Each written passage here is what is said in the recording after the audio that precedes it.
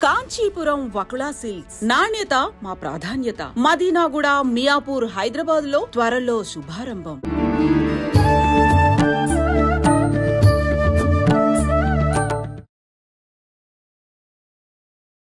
వనజ గారు, మనకు ఒక ఇంగ్లీష్లో ఒక సేయింగ్ ఉందండి, all successful persons are early risers అని అంటారు. డెఫినెట్లీ.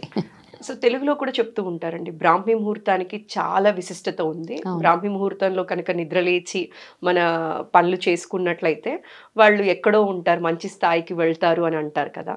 సో బ్రహ్మ ముహూర్తం గురించి, బ్రహ్మ ముహూర్తానికి ఉన్న విశిష్టత గురించి చాలా మంది మాట్లాడినప్పటికీ కూడా ఇప్పటి వాళ్ళకి అర్థమయ్యేలాగా చెప్పగలరని నేను అనుకుంటున్నాను మీరైతే. సో ఒక్కసారి మా వాళ్ళ కోసం ఆ ఇంపార్టెన్స్ గురించి చెప్తారా అండి? అంటే మనకేంటంటే early to bed early to rise అనే ఒక సేయింగ్ కూడా ఉంది కదా, తొందరగా నిద్రపోవడం, తొందరగా లేవడం. ఈ ప్రాసెస్లో ఏమైందంటే చాలా మంది ఏమనుకుంటారంటే మనం ఎంత ఎర్లీగా లేస్తే మనకి అంత ఎక్కువ డే మన చేతిలో ఉంటుంది. ఓకే, లేట్ లేచినప్పుడు ఏంటంటే మనము 4 గంటలకు లేవాల్సింది నార్మల్గా బ్రాహ్మీ ముహూర్తంలో లేవాలి అనుకున్నప్పుడు 4 o'clock లేవాల్సింది మనం 8 o'clock లెగుస్తాం. అంటే మీ డేలో 4 గంటలు వెళ్ళిపోయింది కదా. ఆ 4 గంటల్లో మనం ఎన్నో చేయొచ్చు. 4 గంటల్లో మనము అంటే ఇప్పుడు ఆఫీస్లో సగం జాబ్ కంప్లీట్ చేసి సగం టాస్క్ కంప్లీట్ చేసుకోవచ్చు, పిల్లలకి హాఫ్ డే స్కూల్. సో ఇన్ని ఉన్నాయి కాబట్టి ఏమంటారంటే మీరు తొందరగా లెగిసినప్పుడు తొందరగా పనులన్నీ అయిపోతే చాలా ఎక్కువ టైం మన చేతిలో ఉంటుంది కాబట్టి మనం బిజినెస్ పరంగా అవ్వచ్చు, చదువు పరంగా అవ్వచ్చు, ప్రతి దాని మీద ఎక్కువ టైమ్స్ మనం స్పెండ్ చేయొచ్చు. ఓకే, అది ఒక నెంబర్ 1 పాయింట్.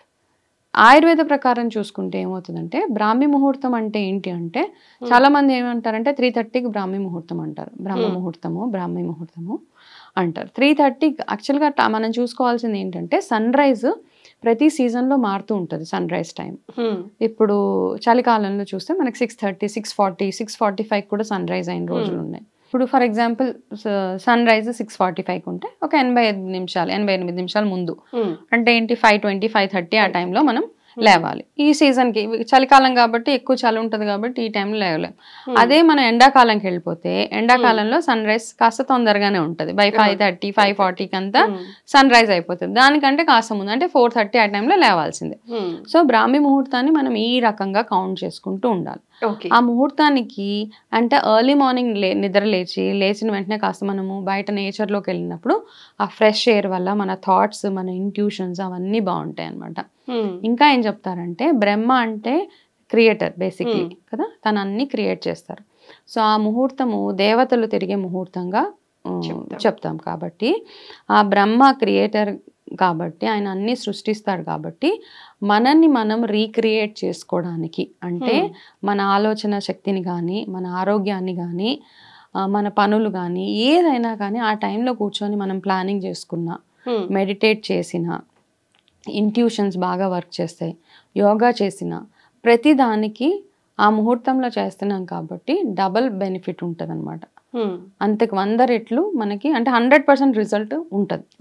కాబట్టి ఆ టైంలో లేచి ప్రతి టాస్క్ని కంప్లీట్ చేయాలి. చిన్నప్పుడు చూస్తే మనం పొద్దున్నే లేపేసేవాళ్ళు, లేవండి పొద్దున్నే చదువుకోండి, ఎందుకంటే ఆ టైంకి ఉన్న విశిష్టత తెలుసు కాబట్టి మనల్ని ఆ టైంలో లేపేసేవాళ్ళు అనమాట. అయితే దీని ఈ మధ్య కాలంలో వేరే రకరకాలుగా 3:30కి లేవాలి, universe will speak to you అని అంటున్నారు. Of course universe listens to us, అవన్నీ నేను నమ్ముతాను. కాకపోతే అతి మూఢత్వంగా వెళ్ళకుండా మన ఏ టైంలో లేవాలో ఆ టైంలో లేచి మన ఇంట్యూషన్స్ బాగా వర్క్ అయ్యేలాగా కనుక మన మీద మనం వర్క్ చేసుకోగలిగితే అంటే ఈ టైంలో లేవడం అన్నది ఫోర్స్ఫుల్గా కాదు, ఒక ఎడిక్షన్ అయిపోవాలన్నమాట మనకి.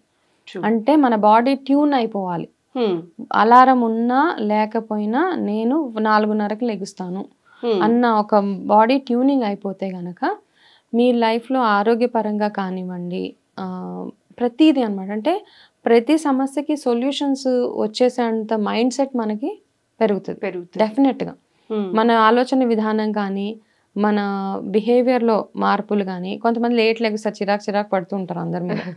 ఓకే, అలా అని లేట్ పడుకోవడం క్వశ్చన్ కాదు ఇక్కడ, ఎర్లీగా పడుకోవడం. మీ బాడీకి కావాల్సిన 7 to 8 hours ఆఫ్ నిద్ర ఇస్తూ మీరు ఈ టైంలో లేవడం. అదే కాలేదు నేను రాత్రి 9కి పడుకొని పొద్దున్న 9కి లెగుస్తాను అంటే మళ్ళీ అది ఇట్స్ అ బ్యాడ్ థింగ్ అనమాట. బ్రాహ్మీ ముహూర్తంలో లేచి మళ్ళీ పడుకోకూడదు కూడా. చాలా మంది అలా చేస్తూ ఉంటారు. పొద్దున్నే లేసాను, లేయడం, గంట సేపు అన్నీ పడుకుంటే చేసేసుకోవడం. క్యాచప్ అవుతుంది, నా స్లీప్ క్యాచప్ చేసుకుంటున్నాను, ఇవన్నీ కాదు. బ్రాహ్మీ ముహూర్తంలో లెగిసి దాని తర్వాత నిద్రపోకుండా ఉండడానికి ట్రై చేయండి. ఆ టైంలో మీరు ఏవైతే యోగా, మెడిటేషన్, లేకపోతే ఆయిల్ పుల్లింగ్ కానీ, బాడీ మసాజెస్ కానీ, పూజలు ఏమి చేసినా you will get 100% benefit out of it అనమాట. ఓకే. కాబట్టి ప్రతి ఒక్కరు ఆ టైంకి లేవడానికి, ఆఫీస్ ప్రెషర్స్ ఏది ఉన్నా మీరు ఆ టైంలో లేవడానికి ట్రై చేయండి అంతే. ఓకే. మనం అనుకుంటాం స్కిన్ ఎక్కువసేపు పడుకోపోతే మన కళ్ళ కింద డార్క్ సర్కిల్స్ వచ్చేస్తాయి అనేసి, బట్ 9 o'clock పడుకొని ఆ టైం లేవడానికి ట్రై చేయండి. So you will see a change. So ఇప్పుడు ఏంటంటే వనజ గారు, లైఫ్ స్టైల్ చేంజెస్ వల్లనో ఏంటో తెలియదు కానీ ఆబ్వియస్గా నైట్ అంటే లేట్ అయిపోతూ ఉంటుంది కదా. సో చిన్న చిన్న టిప్స్ ఏమైనా ఇస్తారా అండి? ఏం చేస్తే ఎర్లీగా పడుకోవచ్చు అని చెప్పి, ఎలాంటి చిన్న చిన్న మార్పులు ఉంటే బాగుంటుందని మీరు అనుకుంటున్నారు? అయితే ఇప్పుడున్న టైము మనం తెచ్చిపెట్టుకున్న మైండ్లెస్ ఎంగేజ్మెంట్ అంటాం.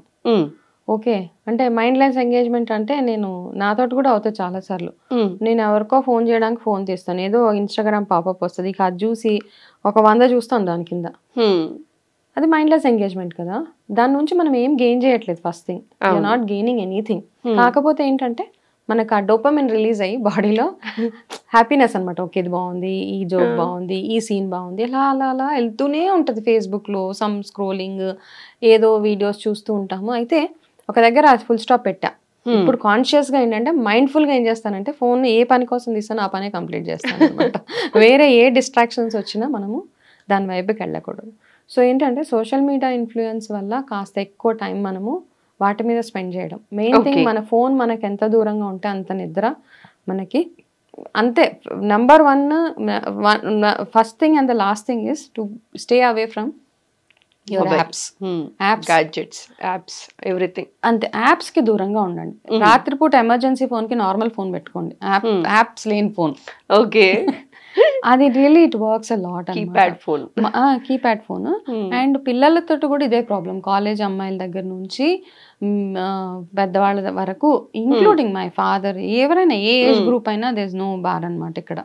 నాతోటి కూడా అలాగే అయింది. కాకపోతే నాకు ఒక రియలైజేషన్ ఏంటంటే, దీనివల్ల నేను ఒకసారి ఎవరికో ఫోన్ చేద్దామని ఫోన్ నా చేతిలో పెట్టుకుని ఏదో పాపప్ వస్తే 20 నిమిషాలు చూస్తూ చూస్తూ ఆటోమేటిక్గా మనకు తెలియకుండానే మనం ఆ జోన్లోకి వెళ్ళిపోతాం.